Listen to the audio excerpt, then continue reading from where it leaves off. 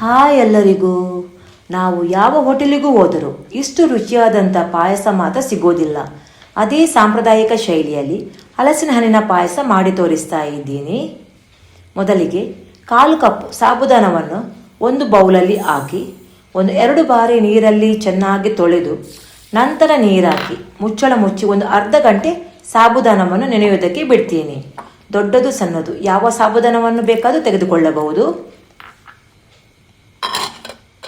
ಇಲ್ಲಿ ನಾನು 1 ಕಪ್ ಸಿಹಿಯಾದ ಹಲಸಿನ ಸೊಳ್ಳೆಗಳನ್ನು ಕ್ಲೀನ್ ಮಾಡಿ ಬೀಜವನ್ನೆಲ್ಲ ತೆಗೆದು ತಗೊಂಡಿದ್ದೀನಿ. ಇವಾಗ ಇದನ್ನು ಮಿಕ್ಸಿ ಜಾರಿಗೆ ಹಾಕಿ ನೀರಾಕದೆ ಫೈನ್ ಪೇಸ್ಟ್ ಮಾಡಿ ತರ್ತೀನಿ. ನೋಡಿ, ಫೈನ್ ಪೇಸ್ಟ್ ಆಗಿದೆ. ಹಾಗೆಯೇ ಇಲ್ಲಿ ನಾನು 1 ತೆಂಗಿನಕಾಯಿಯಿಂದ 1 ಕಪ್ ದಪ್ಪ ಹಾಲು ಮತ್ತು 1.5 ಕಪ್ನಷ್ಟು ತೆಳು ಹಾಲನ್ನು ಮೊದಲೇ ರೆಡಿ ಮಾಡಿ ಇಟ್ಟಿದ್ದೀನಿ. ಅರ್ಧ ಗಂಟೆಯ ನಂತರ ನೋಡ್ತೀನಿ ಸಾಬುದಾನ ಒಳ್ಳೆ ನೆನೆದಿದೆ. ಇವಾಗ ಇದರ ನೀರೆಲ್ಲ ಬಸಿದು ಇಡ್ತೀನಿ. ಗ್ಯಾಸ್ ಸ್ಟವ್ ಆನ್ ಮಾಡಿ ಪಾತ್ರೆ ಬಿಸಿ ಆದಾಗ 2 ಸ್ಪೂನ್ ತುಪ್ಪವನ್ನು ಹಾಕ್ತೀನಿ. ತುಪ್ಪ ಬಿಸಿ ಆದಾಗ ಸ್ವಲ್ಪ ಗೋಡಂಬಿ ಪೀಸನ್ನು ಹಾಕಿ ಫ್ರೈ ಮಾಡ್ತೀನಿ. ಗ್ಯಾಸ್ ಮೀಡಿಯಮ್ ಟು ಲೋ ಫ್ಲೇಮಲ್ಲಿ ಇಡಬೇಕು. ಗೋಡಂಬಿ ಸ್ವಲ್ಪ ಫ್ರೈ ಆದಾಗ ಸ್ವಲ್ಪ ಒಣ ದ್ರಾಕ್ಷಿಯನ್ನು ಹಾಕಿ ದ್ರಾಕ್ಷಿ ಉಬ್ಬೋ ತನಕ ಫ್ರೈ ಮಾಡಿ ಒಂದು ಪ್ಲೇಟಲ್ಲಿ ತೆಗೆದಿಡ್ತೀನಿ. ಇವಾಗ ಪ್ಯಾನಲ್ಲಿ ಸ್ವಲ್ಪ ತುಪ್ಪ ಇದೆ. ಇವಾಗ ಅದೇ ಪ್ಯಾನ್ಗೆ ಗ್ರೈಂಡ್ ಮಾಡಿಟ್ಟ ಹಲಸಿನ ಪೇಸ್ಟನ್ನು ಹಾಕಿ ಲೋ ಫ್ಲೇಮಲ್ಲಿ 2 ನಿಮಿಷ ಫ್ರೈ ಮಾಡ್ತೀನಿ.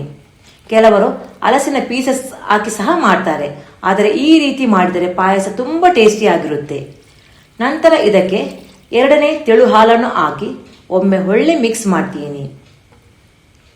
ಇವಾಗ ಇದಕ್ಕೆ ನೆನೆಸಿಟ್ಟ ಸಾಬುದಾನವನ್ನು ಹಾಕಿ ಮಿಕ್ಸ್ ಮಾಡಿ ಮುಚ್ಚಳ ಮುಚ್ಚಿ ಬೇಯಿಸ್ತೀನಿ.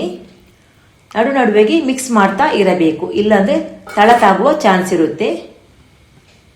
ನೋಡಿ, ಸಾಬುದಾನ ಬೆಂದಿದೆ.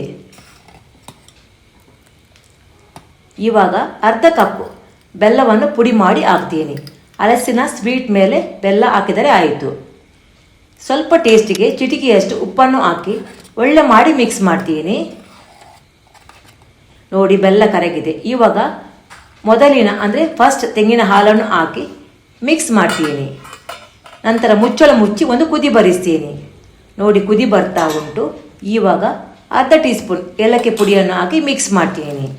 ಕೊನೆಗೆ ಮೊದಲೇ ಹುರಿದಿಟ್ಟ ಗೋಡಂಬಿ ದ್ರಾಕ್ಷಿಯನ್ನು ಹಾಕಿ ಒಳ್ಳೆ ಮಾಡಿ ಮಿಕ್ಸ್ ಮಾಡಿ ಗ್ಯಾಸ್ ಸ್ಟವ್ ಆಫ್ ಮಾಡ್ತೀನಿ. ನೋಡಿ, ತುಂಬಾ ರುಚಿಕರವಾದ ಹಲಸಿನ ಹಣ್ಣಿನ ಪಾಯಸ ರೆಡಿಯಾಗಿದೆ. ನೋಡೋಕ್ಕೆ ಎಷ್ಟು ಚಂದ ಕಾಣುತ್ತೋ, ರುಚಿ ಕೂಡ ಹೇಳೋಕೆ ಆಗೋದಿಲ್ಲ, ಅಷ್ಟು ಟೇಸ್ಟಿ ಆಗಿರುತ್ತೆ.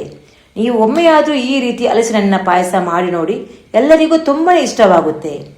ನನ್ನ ಇವತ್ತಿನ ಹಲಸಿನ ಹಣ್ಣಿನ ಪಾಯಸ ನಿಮಗೆಲ್ಲರಿಗೂ ಇಷ್ಟವಾದರೆ ಒಂದು ಲೈಕ್ ಕೊಡೋಕೆ ಮಾತ್ರ ಮರಿಬೇಡಿ. ಎಲ್ಲರಿಗೂ ಥ್ಯಾಂಕ್ ಯು ಫಾರ್ ವಾಚಿಂಗ್.